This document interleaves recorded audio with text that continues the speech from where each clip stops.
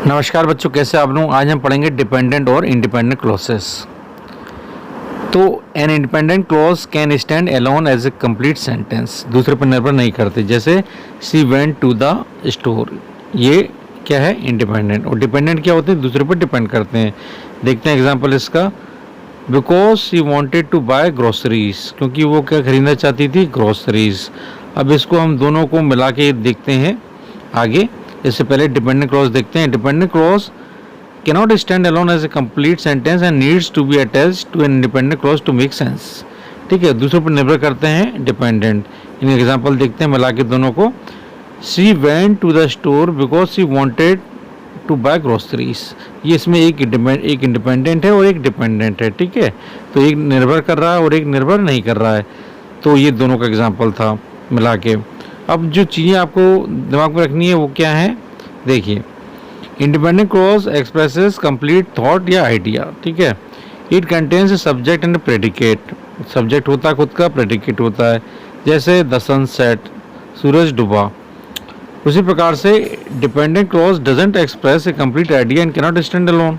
वो दूसरे पे मतलब डिपेंडेंट जो होते हैं वो उनका अपने पे स्टैंड नहीं करते। वो उनको हमेशा किसी दूसरे एक क्लॉज की ज़रूरत पड़ती है अपनी मीनिंग को कंप्लीट करने के लिए। तो ये जिस पे डिपेंड करते हैं वो इंडिपेंडेंट होते हैं। देखते हैं आगे हम। It often begins with words like because, although, if, when और व्हाइल।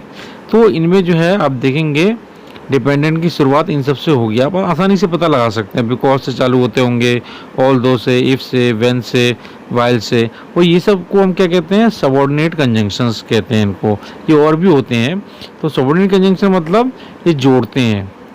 मतलब एक इसमें ये होते हैं डिपेंडेंट वाले और जिससे जुड़ते हैं वो होते हैं इंडिपेंडेंट वाले। तो इस तरह से एक सेंटेंस में एक डिपेंडेंट और एक इंडिपेंडेंट क्लॉजेस हो सकते हैं।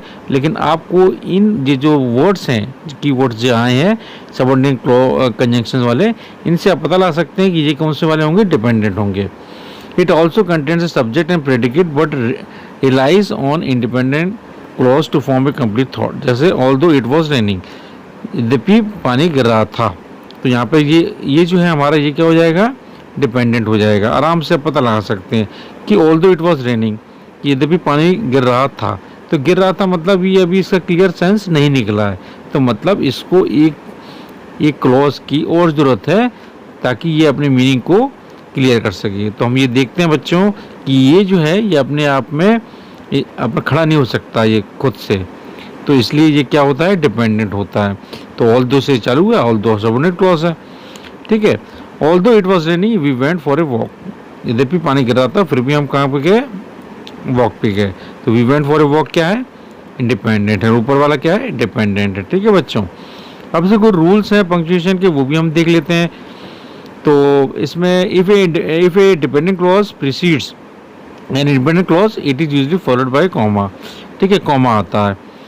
देखते हैं जैसे इफ़ यू स्टडी हार्ड, अगर तुम मेहनत करोगे you will pass the examination, तो तुम पास हो जाओगे। तो यहाँ पर आप देखिए कि एक क्लॉज को हमने दूसरे क्लॉज से क्या किया है? अलग किया है कॉमा लगा के। अगर तुम मेहनत करोगे तो ऊपर वाले में देखिए एक क्लॉज ऊपर है एक नीचे है और दोनों को जो है अलग किया हुआ किससे? कॉमा लगा के। इफ़ यू स्टडी हार्ड, अगर तुम मेहनत करोगे मतलब तुम मेहनत नहीं करोगे तो तुम पास नहीं होगे। अब इसके दूसरी तरफ एग्जाम्पल और लेते हैं। अगर कॉमा नहीं है तब क्या होगा? If the independent clause come first. अभी इससे पहले में क्या आया था? डिपेंडेंट आया था। अब अगर इंडिपेंडेंट पहले आ जाए, if the independent clause come first no comma is needed before the dependent clause. ठीक है, तो अगर इंडिपेंडेंट पहले आ जाए तो कॉमा लाने की ज़रूरत नहीं पड़ेगी। जैसे you will pass the exam if you study hard. पहले वाले में क्या था? If you study hard you will pass the examination. तो पहले में क्या आया था? पहले में क्या आया था? इसका उल्टा था। इसमें क्या आ रहा है? इंडिपेंडेंट क्लॉज पहले आ रहा है। पहले में क्या आया था? डिपेंडेंट क्लॉज आया था पहले। तो ये बोला कि अगर इंडिपेंडेंट क्लॉज पहले आ जाए तो कॉमा की ज़रूरत नहीं पड़ती। यहाँ पे कॉमा नहीं है, आप देखा होगा। By keeping this points in mind we can better identify and use both clauses effectively. और इसका अगर अपन को ज्ञान होगा तो फिर आगे चल के हम और भी कई क्लॉजेज हैं जैसे एडवर्ब क्लॉज हैं, नाउन क्लॉज हैं, उसको आसानी से समझ पाएंगे, जान पाएंगे और अच्छे से इसकी जो एक्सरसाइज है वो कर लेंगे। तो बच्चों मुझे उम्मीद है कि ये आपको अच्छा लगा होगा। चलिए मिलते हैं नेक्स्ट वीडियो में।